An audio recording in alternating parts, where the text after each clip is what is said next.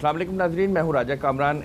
हम आज governor state bank Mahmood Ashraf Vatra साहब ने मॉनेटरी पॉलिसी का ऐलान किया है। आइंदा 2 माह के लिए जो बुनियादी शरह सूद है उसको मुस्तहकम रखा है। इस हवाले से हमारे साथ बात करने के लिए गवर्नर स्टेट बैंक खुद मौजूद हैं। हम इनसे जानते हैं कि इन्होंने ये फ़ैसला क्यों किया है। गवर्नर साहब, ये फरमाइएगा कि बुनियादी शरह सूद को अभी जो है मुस्तहकम रखने का फ़ैसला क्यों किया गया है? देखिए, हमने नवंबर 2014 में हमने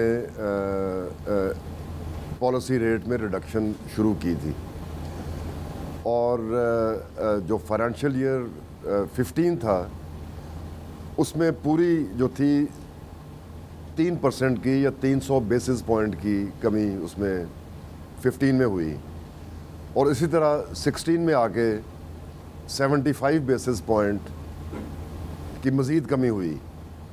तो मेरे ख्याल में इस वक्त जो मौजूदा रेट जो है 5.75% पे, ये एक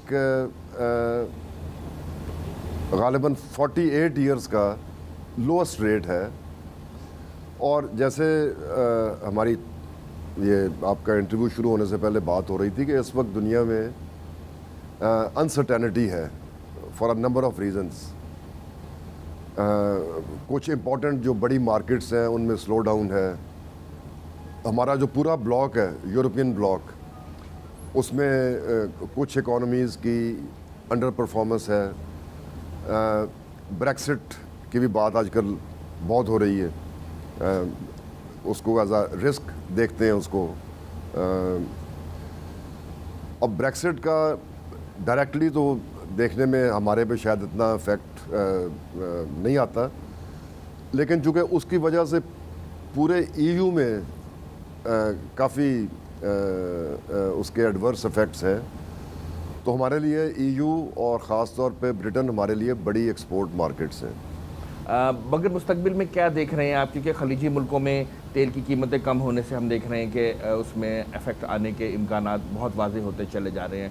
इसी तरह से बरतानिया अब यूरोपीय यूनियन से निकल गया है, उसका एक अनसर्टेन फ्यूचर नज़र आ रहा है। इस हवाले से आप क्या देख रहे हैं?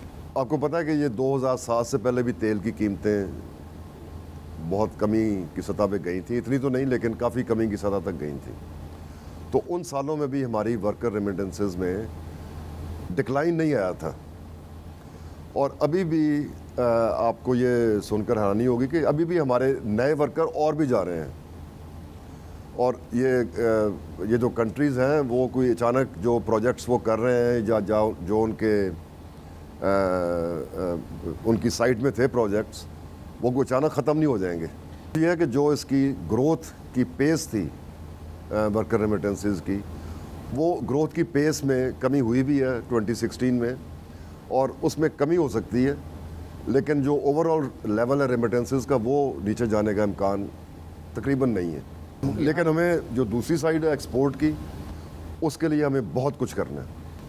अच्छा, आपने मनी मार्केट में दबाव का जिक्र किया। अगर हम M2 का डेटा देखें ब्रॉडली, उसमें हमें नज़र आता है कि जो करेंसी सर्कुलेशन है उसमें इजाफा हुआ है और जो टाइम एंड डिमांड डिपॉजिट से बैंकों में उसमें कमी देखी गई है गुज़श्ता पूरे साल में। स्टेट बैंक की जानिब से फाइनेंशियल इंक्लूजन के लिए भी बहुत प्रोग्राम किए जा रहे हैं। माइक्रो फाइनेंस बैंक है, ब्रांचलेस बैंकिंग है, इंटरनेट बैंकिंग है, प्लास्टिक मनी है। इस तमाम के बावजूद ये फिनोमिना जो है रिवर्स होने के बजाय हमें हायर एंड पे नज़र आ रहा है। जी, आपने बड़ी इम्पोर्टेंट आपने सवाल किया है, उसको टच किया है उसको। तो पहले तो मैं आपको ये वाज़े कर दूं कि बैंकों के डिपॉज़िट में कमी नहीं आई, ना फाइनेंशियल ईयर 16 में आई है, ना इस वक्त कोई सिम्टम्स हैं उसमें कमी के। सिर्फ जो उनकी ग्रोथ की पेस थी वो पेस जो है वो कम हुई है। लेकिन जो मनी इन सर्कुलेशन है वो उसमें बड़ी वाज़ेह एक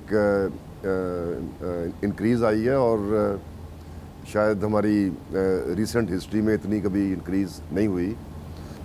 उसकी वजूहात में शायद एक वजह विद होल्डिंग टैक्स भी हो, लेकिन आप ये देखें कि इकोनॉमिक एक्टिविटी भी बहुत बड़ी है।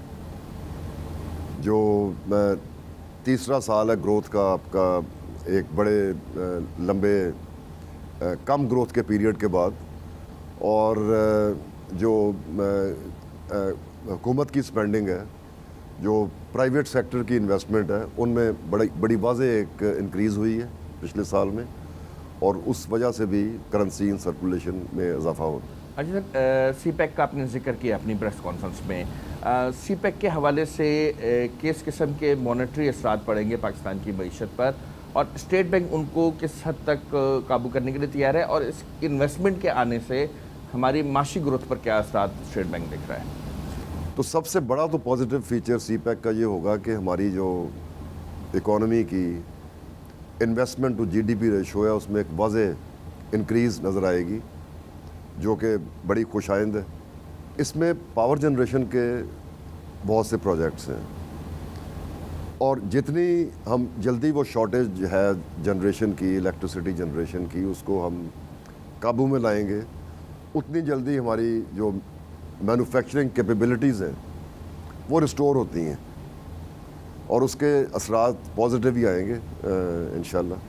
گورنر صاحب لاسٹ کوشچن، کیونکہ ابھی آپ کو فلائی کرنا ہے دبئی کے لیے، وہاں پہ آئی ایم ایف کے مذاکرات جاری ہیں، اس میں آپ نے پاکستان کو ریپرزینٹ کرنا ہے، تو کیا کیس پیش کریں گے آئی ایم ایف کے سامنے؟ آپ کی کیا پاکستان کا پہلا پروگرام ہے جو کمپلیٹ ہونے جا رہا ہے آئی ایم ایف کا، تو اس حوالے سے آپ بتائیں گے کہ کس طرح سے کیس کو پریزنٹ کریں گے؟ آپ بڑے ویل انفارمڈ فائنینشیل جرنلسٹ میں سے ہیں۔ یہ 3 سال کا پروگرام تھا، اور اس کا کوارٹرلی ریویو ہوتا تھا اور ہوتا آیا ہے، اور یہ آخری کوارٹر ہے جو ریویو کیا جا رہا ہے ابھی۔ تو اس میں ہمیں کوئی مطلب وہ کوئی نیا کیس نہیں بنانا، ہر کوارٹر کے پیرامیٹرز جو تھے، جو پروگرام کے مطابق تھے، وہ گیون تھے، اور کوانٹیٹیو بھی اور کوالیٹیٹیو بھی۔ ان ٹارگٹس کو ایگزامن کرنا ہے کہ وہ اچیو ہو گئے ہیں، کتنے ہوئے ہیں، اور اس میں کوئی وہ we'll go by those target. First tranche سے پاکستان نکلا ہے، پاکستان کے بارے میں کہا جاتا تھا آئی ایم ایف سے ایگریمنٹ کرتا ہے، پہلی یا دوسری ٹرانچ ملتی ہے، اس کے بعد پروگرام جو ہے abolish ہو جاتا ہے۔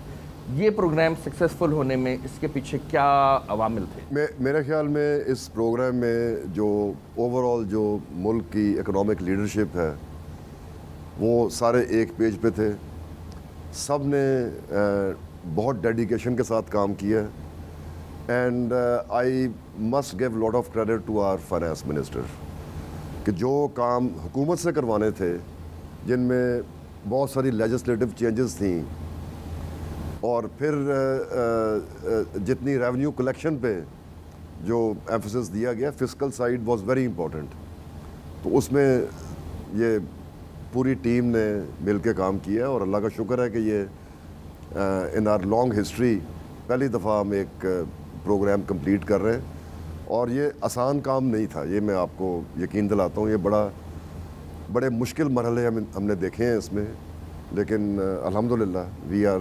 Going to finish it soon. Governor صاحب آپ کا بہت بہت شکریہ، آپ نے اپنے بزی شیڈیول میں سے ٹائم نکالا، بہت بہت شکریہ، تھینک یو۔